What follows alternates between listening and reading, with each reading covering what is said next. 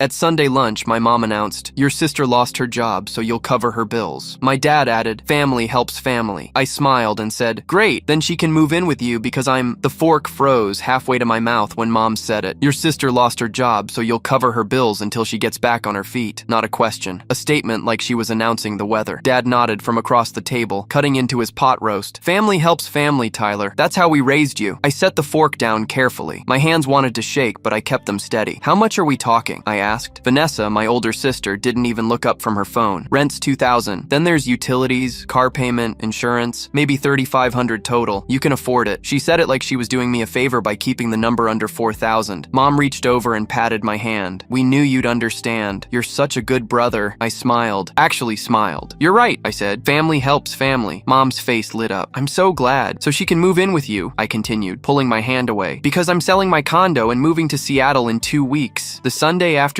silence that followed was absolute. Dad's knife clattered against his plate. Mom's mouth opened and closed like a fish. Vanessa finally looked up from her phone, her perfectly manicured eyebrows raised. "You're what?" Mom's voice came out strangled. I leaned back in my chair, feeling calmer than I had in years. "I got a new position, senior software architect at a tech company. Base salary $170,000 plus stock options. They're covering relocation and providing temporary housing until I find a place." Vanessa laughed. That sharp, disbelieving laugh she'd perfected in high school. "That's hilarious. Ty, you're not moving to Seattle." "Actually, I am. My resignation letter went in 3 weeks ago. The movers are scheduled for next Friday without telling your family." Mom's voice had that edge to it. The guilt trip edge I'd heard my entire life without even discussing this with us. "You mean like how you discussed making me Vanessa's personal bank account?" I kept my voice even. "No family meeting about that, was there?" Dad cleared his throat. "Watch your tone, son. Your mother and I decided I'd fund Vanessa's lifestyle without asking me first." I stood up, pulling my keys from my pocket. "That's what you decided, so I decided something too." Vanessa set her phone down, her face flushing. "You're being dramatic. I just need help for a few months. Like the few months 2 years ago when I paid your rent for 7 months. Or the few months before that when I covered your car payments for a year. That was different. It's always different, Vanessa. But it always ends with my bank account emptier and you not paying me back." I grabbed my jacket from the back of the chair. "Tyler Jacob Morrison," Mom said, using the full name like I was 12 years old. "You sit down right now. We're not finished." But I was. I'd been finished for longer than I wanted to admit. "Actually, we are. Enjoy the rest of your lunch." I walked out while they were still sitting there in shocked silence. Made it to my car before my phone started buzzing. Vanessa, Mom, Dad, Vanessa again, Mom again. I turned the phone to silent and drove home. I'd been the family safety net for 8 years. It started small. $100 here for Vanessa's emergency car repair. $200 there for a temporary shortfall in her rent. $500 for a crucial investment opportunity that never materialized. Then the amounts got bigger. The frequency increased. The excuses got more elaborate. Mom would call, voice heavy with disappointment. "Your sister is struggling. She needs help. Don't you care about family?" Dad would add pressure from a different angle. "You're the successful one. You're the one who went to college, got the good job. The least you can do is help your sister out." And I helped because that's what good sons do, right? That's what good brothers do. I helped when Vanessa got laid off from her 3rd job in 2 years. I helped when her boyfriend kicked her out and she needed first and last month's rent for a new place. I helped when her car broke down, when her credit cards got maxed out, when she forgot to pay her insurance and it lapsed. I helped until I looked at my bank account one day and realized I'd given Vanessa $43,000 over the course of 6 years. She'd repay exactly 0. My friends noticed. Trevor, my college roommate who'd moved to Seattle for work, brought it up during our weekly video call last month. "Man, you need to cut her off," he said, sitting in his apartment with the Space Needle visible through his window. "This isn't helping her. It's enabling her. She's my sister. She's 32 years old. When's she going to start taking care of herself?" I didn't have an answer, but I started paying attention, started keeping records, started noticing patterns. Vanessa never had a job for more than 18 months. She always had an excuse. Bad boss, toxic workplace, company restructuring, personality conflicts. But the pattern was clear. She'd work just long enough to qualify for unemployment, then coast until the benefits ran out. Mom and Dad enabled it. They'd cover some of her expenses when I couldn't. They'd make excuses for her in front of family. Vanessa's going through a hard time. Vanessa's figuring things out. Vanessa just needs a break. She'd been figuring things out for a decade and I'd been paying for it. That's when Trevor mentioned the job opening. His company was expanding, needed someone with my skills, and the salary was almost double what I was making. "You should apply," he said. "Fresh start, new city, no family guilt trips." I laughed it off at first, but the idea stuck. I applied, got the interview, nailed it, got the offer, never told my family because I knew exactly what would happen if I did. Mom would guilt me about leaving her. Dad would call me selfish. Vanessa would find some crisis that required me to stay. So I kept quiet, made plans, started packing slowly, boxing up things I didn't need immediately. And then Then came the Sunday lunch announcement, the one where they decided without asking that I'd be covering Vanessa's bills indefinitely. That's when I knew I'd made the right choice. The first week after the announcement, my phone was a war zone. Mom, we need to talk about your attitude. Your father and I are very disappointed. Vanessa, way to abandon your family when I need you most. Real mature. Dad, call your mother. She's very upset. Vanessa, I can't believe you're being this selfish. I would never do this to you. That last one almost made me laugh. Vanessa would absolutely do this to me. She'd been doing it for years. I didn't respond to any of them, just kept packing, kept working, kept moving forward with the plan. Then on Thursday night, I got a call from a number I didn't recognize. Local area code. I almost didn't answer, assuming it was Mom calling from a different phone, but something made me pick up. Tyler. I recognized the voice immediately. Brad Henderson, Vanessa's ex-husband. We'd been friends in college before he married my sister. After the divorce 3 years ago, we'd lost touch. Brad, how did you? Your mom called me, said you were abandoning the family, moving to Seattle, leaving Vanessa high and dry. She wanted me to talk sense into you. I closed my eyes. Of course she did. Look, I'm not getting in the middle of I'm not calling to talk you out of it, Brad interrupted. I'm calling to tell you something I should have told you 3 years ago. The tone of his voice made my stomach drop. What do you mean? Can we meet like tonight? This isn't a phone conversation. We agreed to meet at a coffee shop downtown. 20 minutes later, I was sitting across from a guy who looked a lot more tired than I remembered. Brad had always been the optimistic one, the life of the party. The man sitting across from me looked worn down. You look like hell, I said. 3 years of recovery will do that. He pulled a folder from his messenger bag. Manila thick. I've been debating whether to show you this since the divorce. I kept thinking maybe it wasn't my place. Maybe it would just cause more problems. But after your mom called me asking me to guilt you into staying, he pushed the folder across the table. I can't keep quiet anymore. I opened it. Bank statements, credit reports, legal documents, all with my name on them. My hands started shaking. What is this? While Vanessa and I were married, Brad said quietly. She opened 3 credit cards in your name, took out a personal loan using your social security number, ran up about $18,000 in debt. The coffee shop suddenly felt too hot. That's impossible. I would have known. She intercepted the mail, had the statement sent to our address, made minimum payments using money I thought was going to household bills. He pointed to a highlighted section. That's her signature. But that's your name? I stared at the documents. My name, my social security number, my credit history, someone else's signature. How did you find out? I got suspicious about money disappearing from our joint account, hired a forensic accountant to go through our finances during the divorce. That's when we found everything. He pulled out another document, but it gets worse. I didn't think it could get worse. Your mom co-signed on 2 of the accounts. The words didn't make sense at first. I read them 3 times. My mom knew. Your mom helped. Brad's voice was gentle but firm. She provided copies of your birth certificate and social security card. The forensic accountant traced it all back. Linda was involved in at least 2 of the applications. I thought I was going to be sick. Why didn't you tell me? Why didn't you press charges? Because you're my friend. I didn't want to destroy your family. And honestly, I thought maybe if I divorced Vanessa, she'd stop. That she'd learn that your mom would step in and make her take responsibility. He laughed bitterly. I was wrong about all of it. Where is she getting money now? I asked. If she's been unemployed, unemployment runs out. Savings run out. But family, he met my eyes. Family is renewable. The implication hit me like a truck. You think she's still doing it? I think you should check your credit report like right now. B. I checked my credit report in the parking lot, sitting in my car with my laptop balanced on the steering wheel. 4 accounts I'd never opened. $17,000 in current debt. Payment history showing minimum payments made for the past 18 months. Someone had been maintaining these accounts, keeping them just current enough that I wouldn't get calls from collections agencies, keeping them invisible. My hands wouldn't stop shaking. I called Trevor. He answered on the second ring. Hey man, what's they've been stealing my identity? The words came out strangled. Vanessa and my mom, credit cards, loans for years. Trevor's silence was heavy. Then you need a lawyer. Like yesterday, I don't even know where to start. I have a guy, a friend's divorce attorney, handled identity theft as part of the case. Let me make a call. An hour later, I had a name. David Sterling, attorney at law. 15 years specializing in fraud and identity theft cases. I called first thing Friday morning. His secretary got me in for an emergency consultation that afternoon. David Sterling's office was downtown, 12th floor, with a view of the city I was about to leave. He was in his late 40s, gray at the temples with the calm demeanor of someone who'd seen every variation of human betrayal. Family identity theft is more common than people think, he said, reviewing the documents Brad had given me and my credit reports. And it's particularly insidious because the victims usually discover it too late. The statute of limitations starts running from when the fraud occurred, not when you discovered it. Can I do anything? Absolutely. But you need to understand what you're getting into. Filing a police report against family members, potentially pressing criminal charges. This will destroy those relationships permanently. They're already destroyed, I said. I just didn't know it yet. David nodded like he'd heard that before. First step, we need a forensic accountant to document everything. Then we file a police report. Then we freeze your credit and dispute every fraudulent account. After that, we can pursue civil litigation for damages and criminal prosecution if you choose. I choose. He made a note. I have someone I work with with regularly. Jennifer Walsh, she's been doing forensic accounting for 20 years. She's thorough, and she's good in court if it comes to that. I met Jennifer Walsh that same afternoon. She was in her 50s, sharp-eyed with the kind of organized energy that suggested she'd spent decades tracking money trails. Family fraud cases are emotionally complicated, she said, spreading my credit reports across her desk. But financially, they're often straightforward. The perpetrators get sloppy because they assume they won't get caught. That emotional shield, their family, makes them careless. Over the next 3 days, Jennifer dug through everything, every account, every transaction, every forged signature. What she found made the original discovery look small. It's not 18,000, she said when she called with the final tally. It's 63,000. My vision went dark at the edges. How? There were accounts that got closed years ago, paid off using other fraudulent accounts. A debt shell game. They'd open new credit to pay off old credit, keeping everything floating just under the surface. She paused. There's something else. What? Your college fund. The one your father allegedly saved for you. I found the account records. It was drained when you were 19. Signature on the withdrawal slip matches your mother's handwriting, but the name is yours. $38,000 gone. They've been lying about this for 15 years, Jennifer said quietly, telling you the money went to your education when it actually went to your sister's failed business ventures. I sat in my empty condo, half-packed boxes everywhere, and tried to process it all. $101,000 stolen over 15 years by my own family. The police report was filed on Monday. Detective Luis Rodriguez, 18 years with the fraud division, took my statement and reviewed Jennifer's documentation. This is one of the more extensive family fraud cases I've seen, he said, flipping through page after page of evidence. Multiple accounts, extended time frame, sophisticated concealment methods. This isn't opportunistic identity theft. This is premeditated and sustained. What happens now? We open an investigation, interview the parties involved, gather additional evidence. Then we present it to the prosecutor's office. He met my eyes. I need to be clear about something. If this moves forward, your mother and sister could face criminal charges, identity theft, forgery, fraud. These are serious crimes. Your mother especially could be looking at significant prison time given her involvement. The word prison hung in the air. How long until you know something? Couple weeks, maybe 3. These investigations take time. He handed me his card. In the meantime, don't contact them. Don't answer their calls. Don't engage. Anything you say could complicate the case. I blocked every number that night. Mom, Dad, Vanessa, extended family members who'd started calling on their behalf. Silence. Finally, the investigation moved faster than Detective Rodriguez expected. Turns out when you have 15 years of documentary evidence, forged signatures, and a clear money trail, there's not much ambiguity. 2 weeks after I filed the report, Rodriguez called. We've completed the preliminary investigation. The evidence is overwhelming. I've referred the case to the prosecutor's office with a recommendation for criminal charges against both of them. Your mother and your sister? Yes. Your father claims he didn't know about any of it, and we haven't found evidence suggesting otherwise. But your mother's involvement is extensive. She didn't just co-sign. She initiated several of the fraudulent accounts. My mother, the woman who'd raised me, who taught me about honesty and integrity and doing the right thing, had been stealing from me for 15 years. What's the timeline? Prosecutor's office will review and decide whether to file charges. If they do, warrants will be issued. I'd estimate 2 to 3 weeks. I thanked him and hung up. Sat in my almost empty condo and felt nothing. Not anger, not sadness, just nothing. That's when my phone rang. Unknown number. I almost didn't answer, but I did. Tyler, Dad's voice, calling from someone else's phone. I asked you not to contact me. Your sister is in trouble. His voice was shaking. Please, son, we need to talk. Just come to dinner on Sunday. We can work this out like a family. There's nothing to work out. Please. I'd never heard my father beg before. Just one dinner. Let us explain. Let us make this right. Every instinct told me to hang up, but something else. Curiosity, maybe, or the need for closure made me agree. Fine. Sunday, 6 hours. Thank you, son. Thank you. I hung up and immediately called David Sterling. They're trying to make contact. I told him. Dinner on Sunday. Don't go. I'm going, but I want you to prepare everything. Every document, every piece of evidence. I want it ready. Tyler, I'm not going to fix this. I'm going to end it. Sunday arrived cold and gray. I'd moved most of my stuff to storage, keeping just enough for the last few days. Seattle was waiting. A new job, a new life, a clean break. But first, I needed closure. I arrived at my parents' house at 6 hours sharp. The same house I'd grown up in. The same dining room where we'd had 1,000 family dinners. The same table where they'd announced I'd be funding Vanessa's life 2 weeks ago. Mom opened the door. She looked smaller than I remembered, older. Her eyes were red. Tyler, sweetheart, thank you for coming. I walked past her without answering. Dad was in the living room. Vanessa sat on the couch, phone in hand like always, but her face was pale. They'd told her something. Maybe that the police had been asking questions. Maybe that a fraud investigation was underway. Let's eat, Mom said, her voice falsely bright. I made your favorite pot roast. We sat at the table in loaded silence. Mom served the food. Dad cleared his throat repeatedly. Vanessa stared at her plate. Finally, Dad spoke. Son, we need to discuss what's been happening. What's been happening? I interrupted. Is that you've been stealing from me for 15 years? Mom's fork clattered. Tyler, that's not $63,000 $1,000 in credit card fraud, $38,000 stolen from my college fund, forged signatures, identity theft. I kept my voice level, clinical. Did I miss anything? Vanessa's face went white. How did you? Brad told me. Then I hired a forensic accountant. Then I filed a police report. I looked at my mother. They know everything. Mom started crying. Not the manipulative tears I'd seen before, but genuine panic. We were going to pay you back with what money? Vanessa's unemployment that just ran out. Dad's retirement fund you've been draining. Dad stood up. You filed a police report against your own family? Against criminals who happen to be related to me. We're your family. Mom's voice broke. We raised you. We loved you. You used me. I pulled the folder from my bag, the one David Sterling had prepared. You stole my identity when I was 19. You've been opening fraudulent accounts for over a decade. You co-signed on loans using my information without my permission. You forged my signature repeatedly. I slid the folder across the table. This is a police report. Fraud investigation, forensic accounting documentation, everything. Vanessa grabbed the folder with shaking hands, started reading. Her face went from pale to gray. You're sending us to jail, she whispered. No, you sent yourselves to jail. I just documented it. Dad's voice was desperate now. Son, please, we can fix this. We'll pay you back every penny. Just drop the charges. I can't drop the charges. That's not how criminal prosecution works. The state decides whether to move forward. Not me. But you started this. No, Dad. Mom started this when she stole my college fund. Vanessa continued it when she opened credit cards in my name. You enabled it by pretending it wasn't happening. I stood up. I didn't start this. I'm just finishing it. Mom was sobbing now. What do you want from us? Nothing. I don't want anything from you. That's the point. So, you're just going to destroy your family? Vanessa's voice had that sharp edge again, that entitled tone. Over money. Over $101,000. Over 15 years of lies over the fact that you never saw me as a person, just as a bank account with a pulse. The phrase hung in the air. Vanessa's face flushed red. That's not fair. Fair? You want to talk about fair? I leaned forward. Every time you lost a job, I covered your rent. Every time you had an emergency, I sent money. Every time you needed help, I helped. And the entire time you were stealing from me, running up debt in my name, destroying my credit, and Mom was helping you do it. I'm your sister. You're a fraud. That's what you are. Legally, criminally, a fraud. Dad tried one more time. Please, son, let's work this out privately. Family doesn't air their problems in public. Family doesn't steal from each other. I headed for the door. You wanted me to fund Vanessa's life? Congratulations. I've been doing it for years without knowing it. Now you can fund her legal defense. Tyler, wait. I stopped at the door, turned back one last time. I'm moving to Seattle on Friday. New job, new city, new life. You won't have my new address. You won't have my new number. And when the prosecutor decides whether to file charges, you'll find out the same time everyone else does. You can't do this, Mom said through her tears. I already did. I walked out, got in my car, drove away. Behind me, I could hear Mom crying, Dad shouting, Vanessa screaming something about betrayal, but I was already gone. The charges were filed 3 days before I moved to Seattle. Detective Rodriguez called to inform me personally. The prosecutor's office is moving forward with multiple counts of identity theft, fraud, and forgery. Your mother and sister will be arraigned next week. What's the likely outcome? Hard to say. First offense for both of them. Large amount involved. Long time frame. If they plead guilty, maybe probation and restitution. If they fight it and lose, he paused, could be 2 to 5 years. 2 to 5 years. My mother could go to prison. I felt nothing. Thank you for letting me know. For what it's worth, Rodriguez said. You did the right thing. This kind of fraud only stops when someone has the courage to report it. On Friday morning, the movers came. By afternoon, my condo was empty. By evening, I was on a plane to Seattle. Trevor picked me up from the airport, gave me a hug that lasted a solid 30 seconds. You did it, man. You actually did it. Yeah. Any regrets? I thought about the family dinners I'd never attend, the holidays I'd spend alone, the relationships I'd permanently severed. No, I said no regrets. 6 months later, I was settling into my new life. The job was challenging and rewarding. My coworkers were friendly but professional. Nobody needed me to save them or fund their crises. My apartment had a view of Puget Sound. Trevor and I grabbed dinner twice a week. I'd built a routine that was mine. The legal case progressed without me. David Sterling handled everything remotely. Mom and Vanessa both pleaded guilty to avoid trial. Mom got 18 months of probation and was ordered to pay $38,000 in restitution. Vanessa got 2 years probation and $25,000 in restitution. No jail time, but criminal records that would follow them forever. Dad sent one email through David's office. I don't understand how you could do this to your mother. I didn't respond. What was there to say? That I couldn't do this to my mother because she'd already done it to me? That the real question was how she could steal from her own son for 15 years? He wouldn't understand. None of them would. They still saw me as the problem. The ungrateful son. The vengeful brother. The one who destroyed the family. But I knew the truth. The family destroyed itself long before I left. I just stopped pretending it was intact. 1 year after I moved, I got a letter forwarded through David's office to protect my address. Vanessa's handwriting. I almost threw it away without reading it, but curiosity won. Tyler, I don't expect you to forgive me. I don't expect you to respond, but I needed to write this. You were right about everything. I was entitled. I was selfish. I treated you like an ATM instead of a brother. And mom enabled all of it because she couldn't stand seeing me fail. The fraud conviction destroyed any chance I had at certain jobs. I'm working retail now, making minimum wage, living in a studio apartment that costs more than I can afford. I asked mom and dad for help, and you know what they said? We can't keep bailing you out. Funny, right? Now they understand boundaries. Now they get that constantly rescuing someone isn't helping them. I'm in therapy. Court mandated at first, but I kept going. I'm working on understanding why I felt entitled to your money, to your credit, to your life. I'm not asking for forgiveness. I don't deserve it, but I wanted you to know that I finally understand what I did, and I'm sorry. I hope Seattle is everything you wanted it to be. V, I read the letter 3 times. Part of me wanted to feel vindicated, satisfied, triumphant, but mostly I just felt tired. I filed the letter away and didn't respond. Maybe someday I would. Maybe someday enough time would pass that I could have a conversation with my sister about what happened, about the damage that was done, about the possibility of moving forward, but not today. Today I had a life to live, a job I enjoyed, friends who valued me for who I was, not what I could provide, boundaries that were respected because I enforced them. I was happy, and that more than any revenge, more than any legal victory, more than any apology was the best outcome I could have hoped.